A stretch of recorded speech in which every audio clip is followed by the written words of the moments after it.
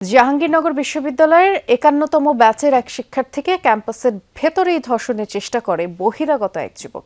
এ ঘটনায় ক্ষোভ সৃষ্টি হয়েছে ক্যাম্পাস জুড়ে।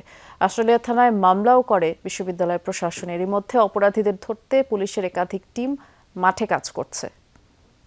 হেল্প হেল্প বলে চিৎকার আসে, তখন আমরা তৎক্ষণাৎ আমি বাইরে থেকে নেমে দৌড়ায় আসি। এই জায়গাতে দৌড়ায় আসার পরে তখন এই জঙ্গল থেকে ওই ভিকটিম যে মেয়েটি বের হয় দ্রুত, তাকে খুবই আতঙ্কিত এবং বিধ্বস্ত অবস্থায় আমি দেখি। এভাবেই ঘটনার বর্ণনা দিলেন প্রত্যক্ষদর্শী জাহাঙ্গীরনগর বিশ্ববিদ্যালয়ের ৪৭ ব্যাচের মাইক্রোবায়োলজি বিভাগের শিক্ষার্থী জাহিদ হাসান। ঘটনা মঙ্গলবার রাত ১১টার দিকে। ভুক্তভোগী ছাত্রী জানান, পরিত্যক্ত ফজলুতুন্নেসা হল সংলগ্ন একটি রাস্তা দিয়ে যাচ্ছিলেন তিনি। এ সময় এক ব্যক্তি তার পিছু নেয়।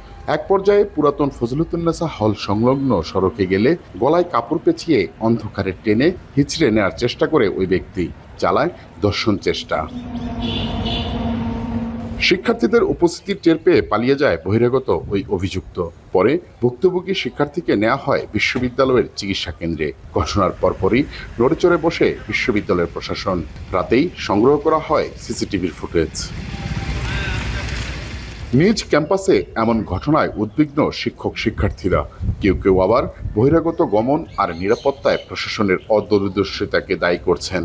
একটা স্টুডেন্টকে ক্যাম্পাস থেকে একটা বহিরাগত এসে এভাবে নিয়ে যাচ্ছে বা ফোর্স করছে, তো এই জিনিসটা খুবই অ্যালার্মিং। গতকাল যেটা হলো এটা আসলে কোনোভাবেই আমাদের আমরা এটা অ্যাকসেপ্টই করতে পারছি না। অ্যাটলিস্ট জাহাঙ্গীরনগর থেকে তো আমরা এটা কখনোই আশা করি না। ক্যাম্পাসের জন্য এরকম বহিরাগতদের দ্বারা আমাদের ছাত্রীরা এরকম ধর্ষণ চেষ্টা হবে, এটা খুবই দুঃখজনক।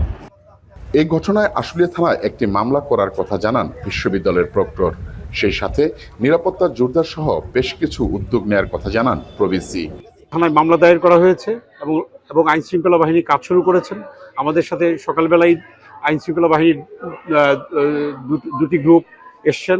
ওনারা এসে যথাযথ স্থানগুলো পরিদর্শন করে ওনারা বলেছেন যে গোয়েন্দা সংস্থা সহ সবাই কাজ করছেন। ওই এলাকা সহ আরো অন্যান্য যে এলাকাগুলো আছে যেখানে ঝুঁকি আছে, সেই জায়গাগুলোতে আমরা অবশ্যই প্রতিরোধমূলক ব্যবস্থা আমরা নিচ্ছি।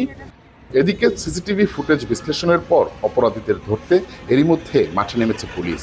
অফিসার ইনচার্জ আশুলিয়া থানা সহ আমাদের একটি টিম ঘটনাস্থল পরিদর্শন করি। বিশ্ববিদ্যালয় প্রশাসনের সহযোগিতায় আমরা বিভিন্ন তথ্য কালেক্ট করেছি। এই মামলাটি তদন্তাধীন আছে এবং আমাদের কয়েকটি টিম এই আসামিকে গ্রেপ্তারের জন্য কাজ করছে। এই সিসিটিভি ক্যামেরার ফুটেজ বিশ্লেষণ করেই অপরাধী ধরতে মাঠে নেমেছে প্রশাসন। এরই মধ্যে পুলিশের পক্ষ থেকে জানানো হয়েছে বেশ কয়েকটি টিম তাকে গ্রেফতারে কাজ করছে। বিশ্ববিদ্যালয় শিক্ষক শিক্ষার্থী এবং সংশ্লিষ্ট সকলের দাবি এমন ঘটনা যেন পুনরাবৃত্তি না ঘটে, সেই বিষয়টি মাথায় রেখেই বিশ্ববিদ্যালয় প্রশাসন যথাযথ পদক্ষেপ গ্রহণ করবেন। মাহফুজুর রহমান নিপু, যমুনা নিউজ, সাভার।